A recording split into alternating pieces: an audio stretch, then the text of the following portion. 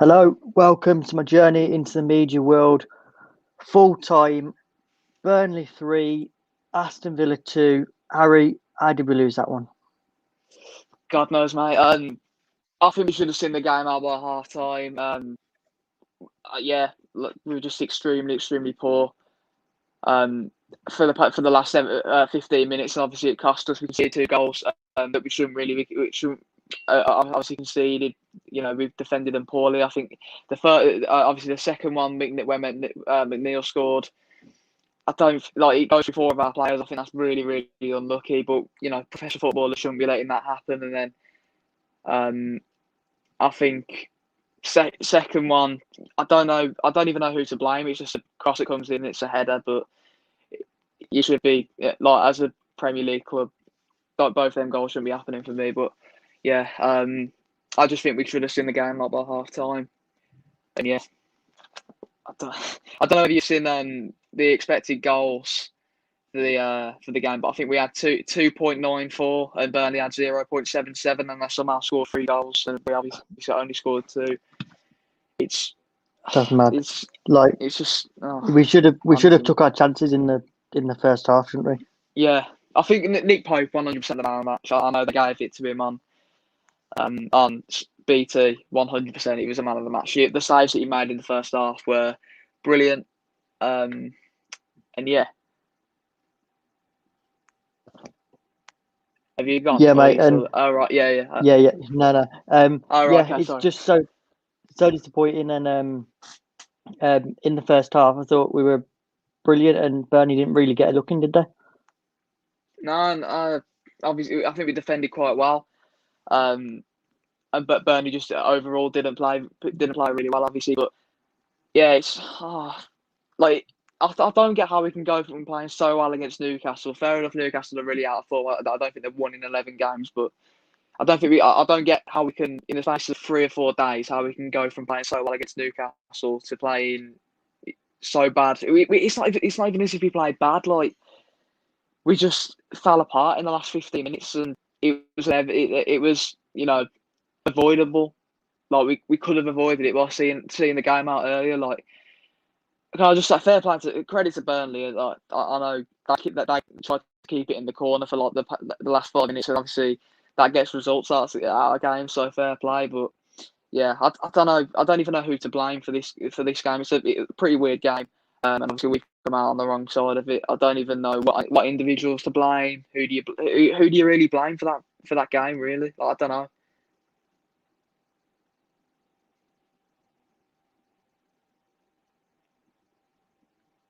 What's happened there? Right, I think Jude might have froze. I'm not sure though. Yeah, Jude's on. Jude has gone, boys and girls. Hello, Hang on. hello. Am I back? Hello. Right, you're back. Okay. I've been kicked out of my own Right. stream. There, was you hosting for a bit then, Harry? Yeah. Yeah, like, I don't know if you heard what I said. I just said I don't know what individuals we can really blame for that game. But yeah, No, I thought we were in it for, majority of the game, and yeah, not really many people to blame. I don't see the first half. Brilliant goal by Watkins, brilliant for him to get on the score sheet. What goal drought are we talking about now, Harry? yeah, it's a good.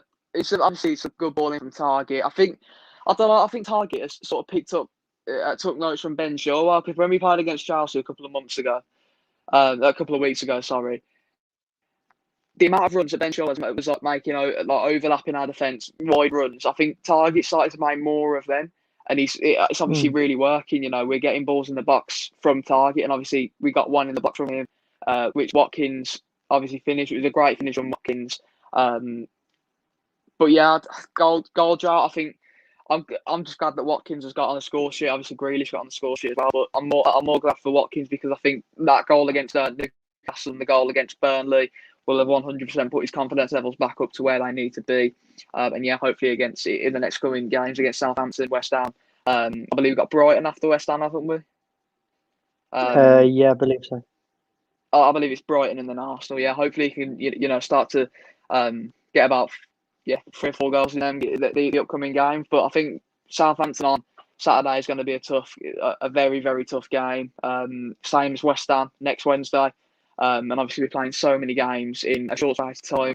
And I don't know what's going to happen, really. I think we need to win this game, but obviously we haven't, so I don't know. Yeah, and it couldn't have been we mentioned about taking our chances on in the second half. You could have had two or three goals. Ollie Watkins one-on-one with Nick Pope. Nick Pope comes out, makes himself big, and denies Ollie Watkins the second goal.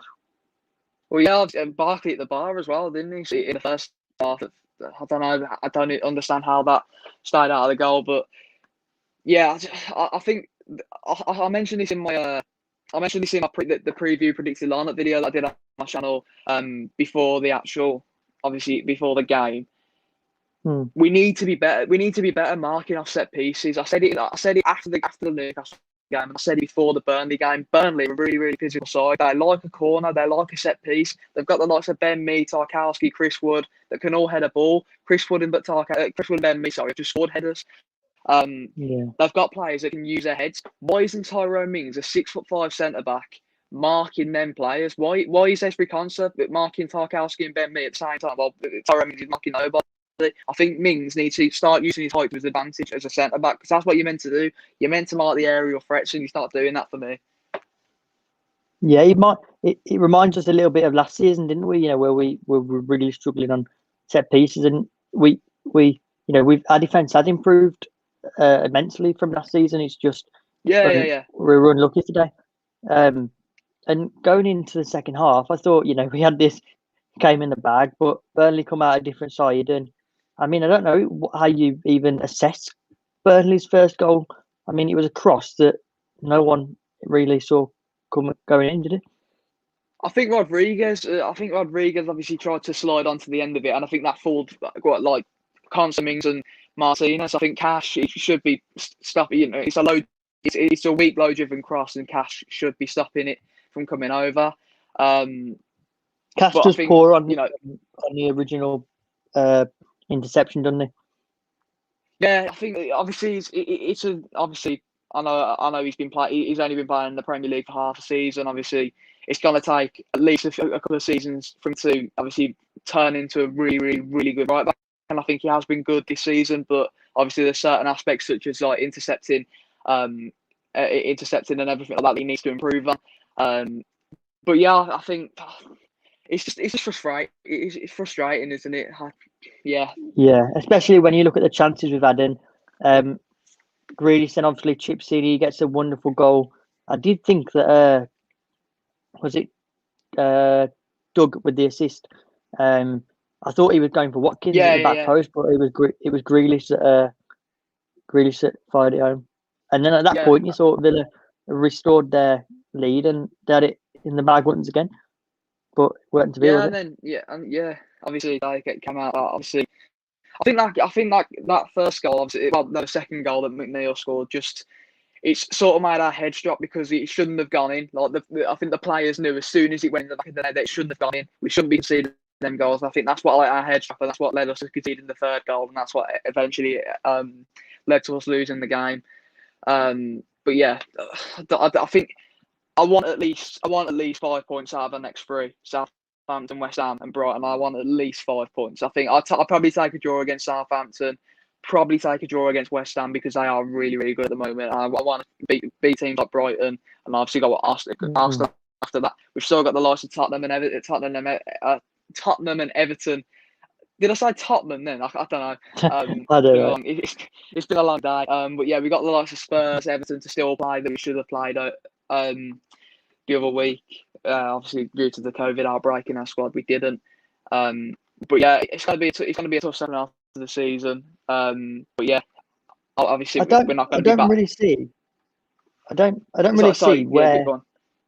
I don't really see where you can really, apart from Burnley's goals where we should have really been switched on. I don't really see where you can fault us. I remember a tweet that you tweeted out a couple of days ago saying the bar a few referee decisions and a poor couple of halves. We haven't really been that bad in the games we've lost this season, have we?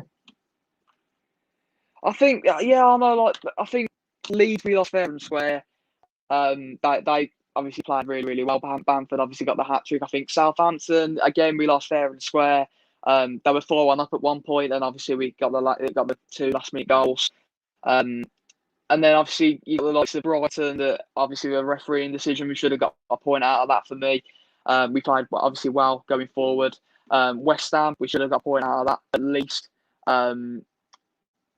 United City should have got points out of them. I think for me, if that goal doesn't stand, the one obviously where not Gundogan, it was a Gundogan that came from Rodri comes from the offside position to tackle Mings. I think if that goal, it's a bit like if that McNeil goal doesn't go in today, I don't think Burnley go on to win the game. The same as if that goal doesn't stand, the one that Bernardo Silva scored, I don't think the penalty would. I don't think we would have given away the penalty and lost the game. I think you can't you can't really predict what's going to happen, but I just don't think like that would have happened, if that makes sense. But I think the games that I don't think we played bad in like 2 or 3 games this season.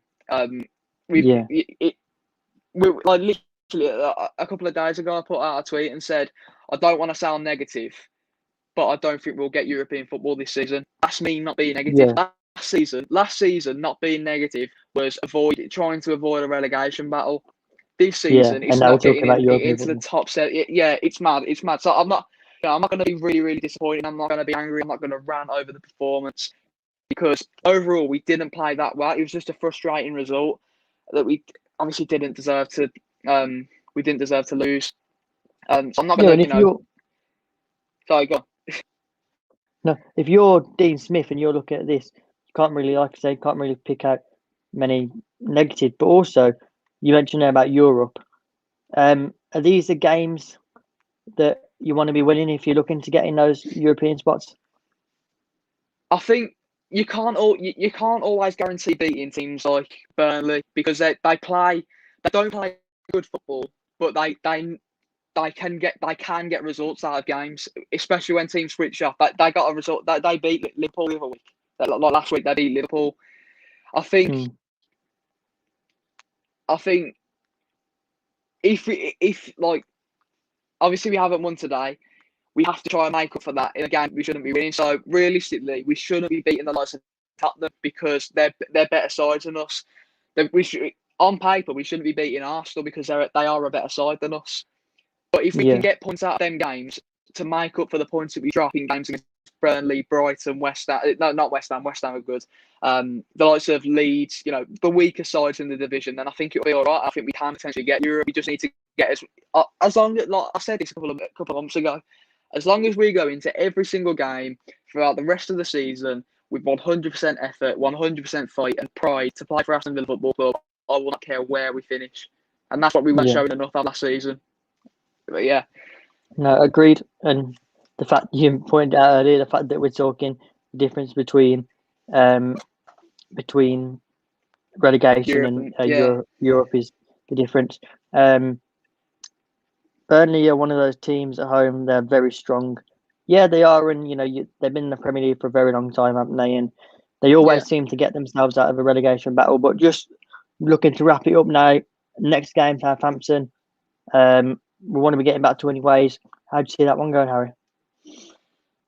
I think it all depends on the way we obviously bounce back off this one. Like, we have to, I don't know, like, I think we have to approach it well in training and,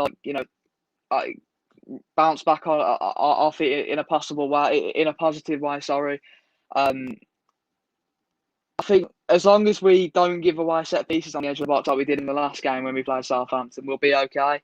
Like I said, Ward practice like Beckham. I'd take a draw. Some Eric. Yeah, he's really good off set pieces, but I think like I said, they've got the likes of Vestergaard, Bednarek. Mings needs to be marking those sorts of players. And I'm just gonna say I'd take a draw because Southampton are a good side. I'm gonna say we'll draw 1-1. Yeah. Well, Harry, disappointing night tonight. Could have been a very different result if we took our chances, but it wasn't meant to be at Turf Moor. Harry, thanks for coming on and having a chat with me. Make sure you go and check out Harry. He does some brilliant Aston Villa content. He'll be bringing out a match reaction for today's match. And indeed, mate. until next time, goodbye and up the Villa. Yeah, thanks for having me on, dude, mate. No problem. Right.